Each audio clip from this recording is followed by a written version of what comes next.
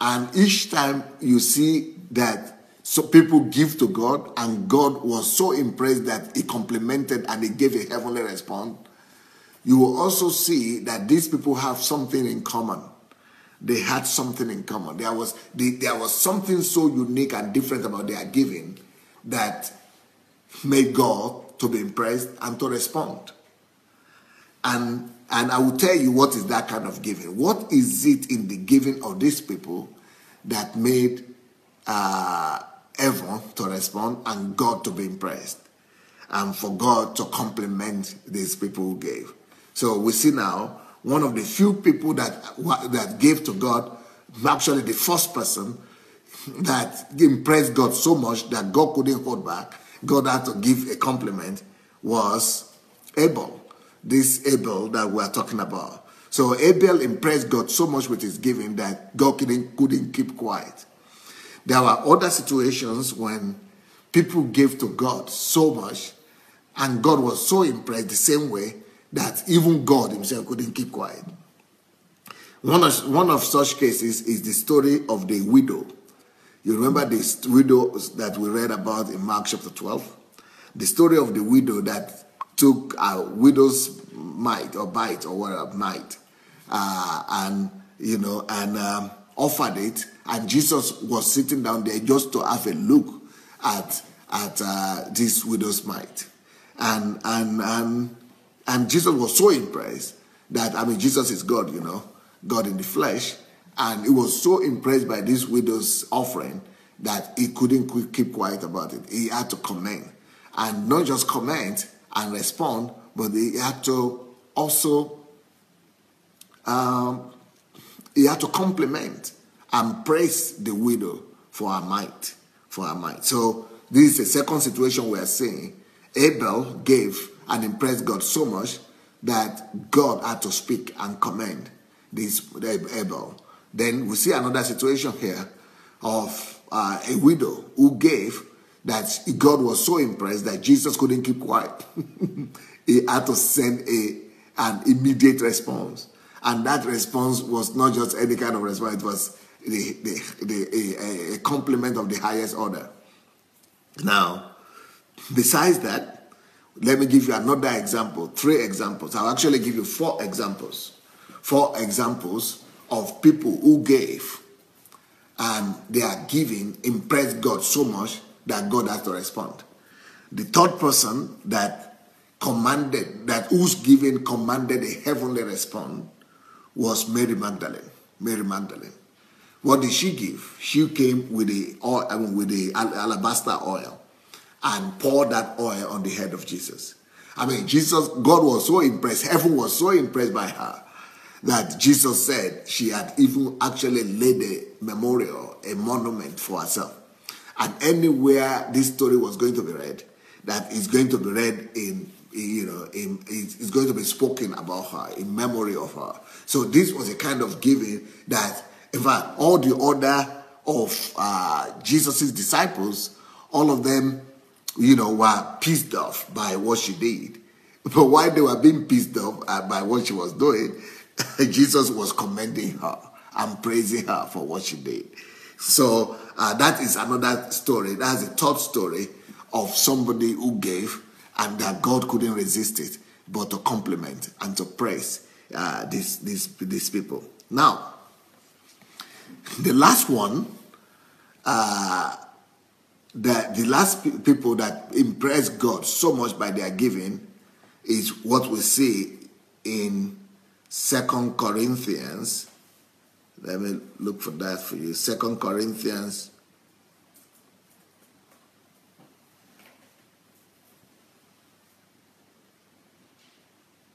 chapter 8, verse 5. 2 Corinthians chapter 8, verse 5. Actually, it starts from verse 1. It is the Macedonian church. The Macedonian church. The Macedonian believers. So it was in 2 Corinthians chapter 8, from verses 1 to 5. It says, "Moreover, brethren, we do you to wit of the grace of God bestowed upon the churches of Macedonia, how that in great trial of affliction, the abundance of their joy and their deep poverty abounded unto the riches of their liberality. For to their power I bear record, yeah, and behold, their power they were willing to give of themselves, praying us with much entreaty that we would receive the gift and take upon us the fellowship of the ministering to the saints. And this they did, not as we hoped, but first gave their own selves to the Lord, and unto us by the will of God. They gave of their own self. They gave of their own self by the will of God. Well, so what is this giving that commands a heavenly response? What is the giving that will make heaven not just to go unnoticed, no, but that will make you not just to go unnoticed? What is this giving that will make God to notice you? And not just to notice you, that will command God, that will make God to compliment you and to praise you. What did all these people did that made God to compliment them and for them to deserve a heavenly response? What kind of giving did they do that became a memorial and that made us to be talking about this giving up to today? It is not what you are thinking, my dear. It is not what you are thinking. And it is not the kind of thinking that we are familiar with today. But in all of these givings, there is something uniform. There is something uniform, something general, something common in all of them. And like we said, the story started with Abel. Then I went to the widow's mite. Then to Mary Magdalene. Then to the Macedonian church. So what is this giving? Listen close now. Listen closely now. You must hear this. You must not miss this. The kind of giving that commands a heavenly response is not a giving that is defined by money or cash. It could be money or cash, but it is not that defines it. And it is not giving of money. I really want to point that out first, because most of the time in the churches today, we always think that the only way to give to God is by offering money and giving offering, bringing money. But the kind of giving that really touched the heart of God were in different verses, okay, for example, in the case of Abel, it was not money. It was the fruit of his labor. In the case of Maria Magdalene, in the case of Mary Magdalene, our own was not money; it was oil. In the case of Macedonia, it says they gave of themselves, so they didn't talk about money there. Only in one case, in the case of the widow, it talked about the widow's mite, the little coins that she gave. It was only time that was talking about money. So the kind of giving that commands a heavenly response is not about money. And I think that the church today in the world, the church today in our world must stop talking too much about money. The church of the Lord Jesus Christ today must shift our focus from money, because money is mammon. And if we are not careful, we will be enthroning the lordship of mammon over the church without even knowing. If we will emphasize money so much that we don't even know that we have crossed the line. We will not even know at what stage we crossed the line. We will not even know at what stage we are already worshiping mammon rather than worshiping God.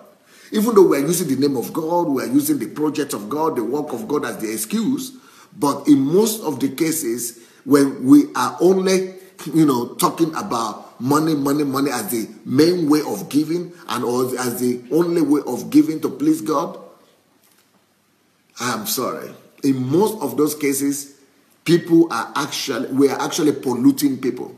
We are polluting people's hearts, we are polluting people's lives, and we are damaging their faith in God, because everybody now is running after money and trying to impress God with their money. But it is not your money that impresses God, it's your giving.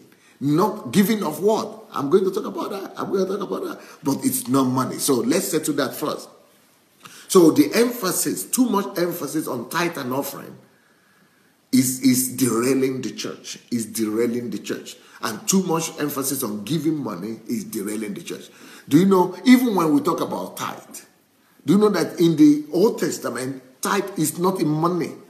When we talk about tithe, we are not talking about money also in the Old Testament. And then when we get to the New Testament, Jesus only spoke about tithe one time. And the only thing he said about tithe was that don't forget, but because you are giving your tithe, you have now forgotten the weightier matters of the law. And the weightier matters of the law of the world, the weightier matters that impress God is not tithe, it's not money, it's not giving money or tithe. There are some other things, there are some other givings that are the weightier matter of the law, that are weightier matter of God, that are weightier matters of the kingdom. So, of course, Jesus said, you can, give your tithe and don't forget. You can do one and don't forget the other. But but the way we have talked about giving and about money, about tithe these days, it's just overwhelming. It's a delusion. I think the doctrine of giving of money, the way we have been teaching it these days in the churches, it's a delusion. It has become a principality. It has become a deception that we don't even notice. It has become a god. Mammon has enthroned itself as a god on its own in our churches without us knowing. And to the extent that people keep record if you give money or if you don't give money in your church. To the extent that some people relate to their church members according to how much money they bring. And if they bring money or not. Jesus said it's the opposite.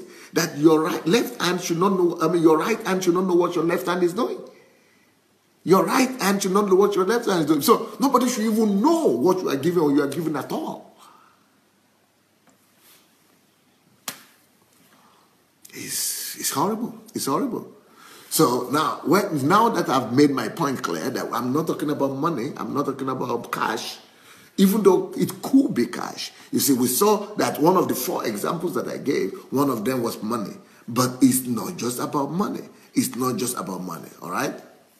So, what is the kind of giving that touches the heart of God so much that it will command a heavenly response?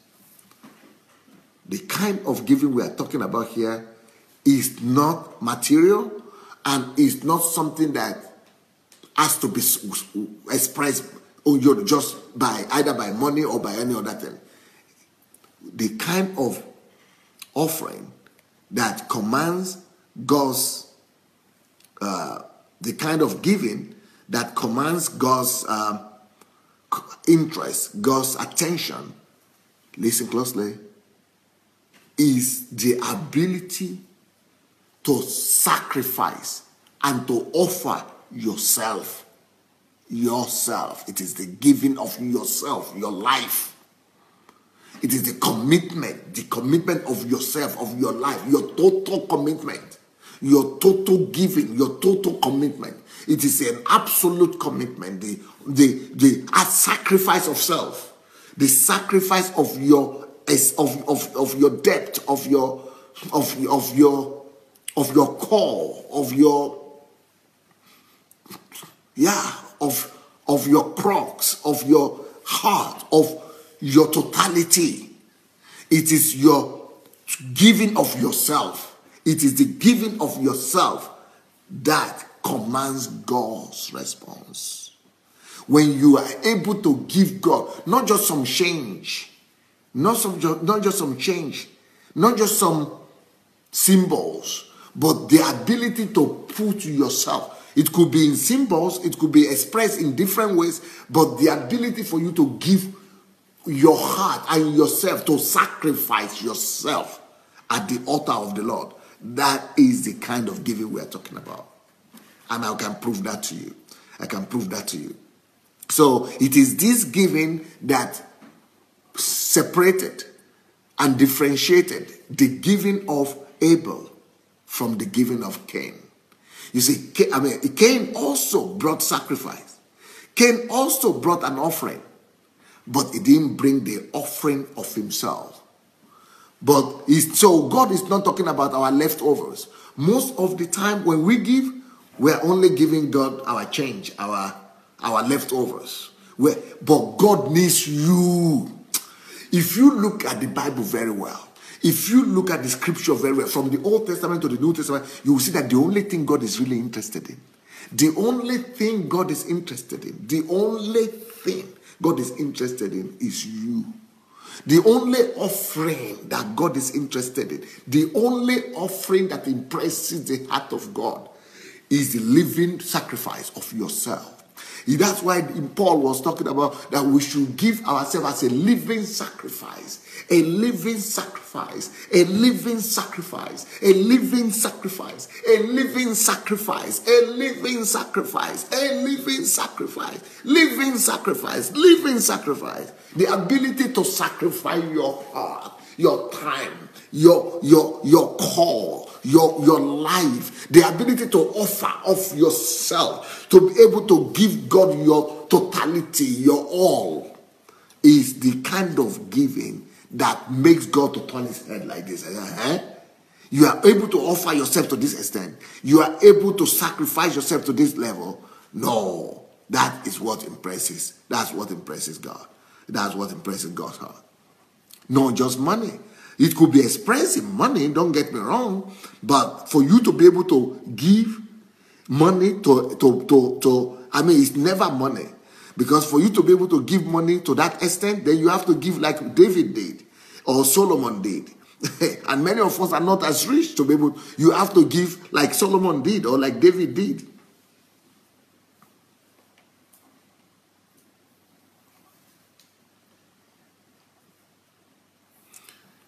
You know, David was the one who said, I will not offer to God, I will not give to God something that doesn't cost me to sacrifice, that doesn't cost me to sacrifice. He's sacrificing of himself, of his life. The giving that commands God's response is the giving of one's life. Not just the giving of one's life, like I said, just give your life to the Lord, that will say, but the sacrifice of one's life.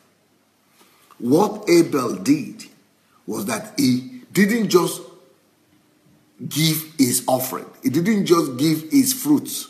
He didn't just give his produce. He walked, he gave his life. He sacrificed so much and then gave everything to God. That is the same thing that the widow with the widow's mite. That is the same thing she did. Can you imagine? She lived all her life.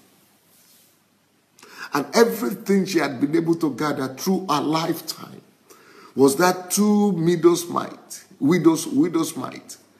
And she gave everything. That widow's mite symbolizes our life.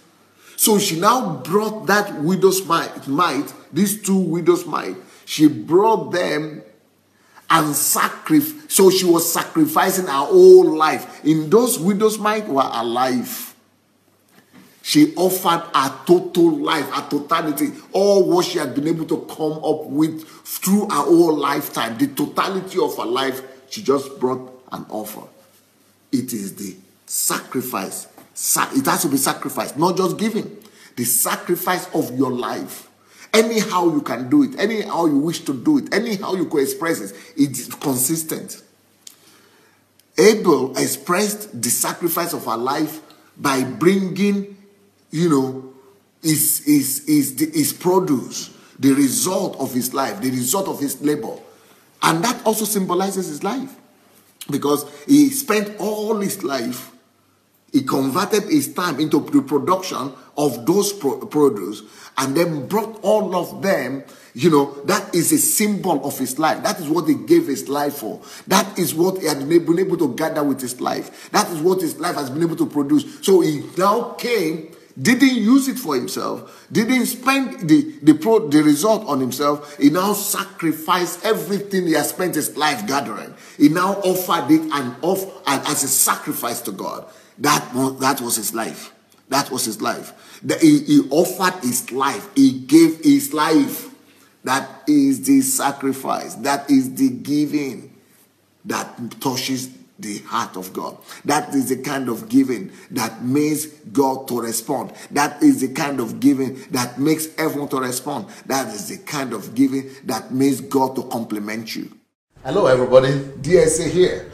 I would like us to spread this word together. Let the gospel of the kingdom conquer the world. We only need you to help us take 5 simple steps. What are these steps? 1, go ahead and like the video, please, if you have not yet done that. Number 2, we need you to subscribe to this channel. Have you yet subscribed? You not yet done it? Go do it now. Number 3, you need to press and click on that bell. You see the bell there? That will give you notification of every video that we do. Then the next thing you need to do, write your comments. Let's know what you think, good or bad.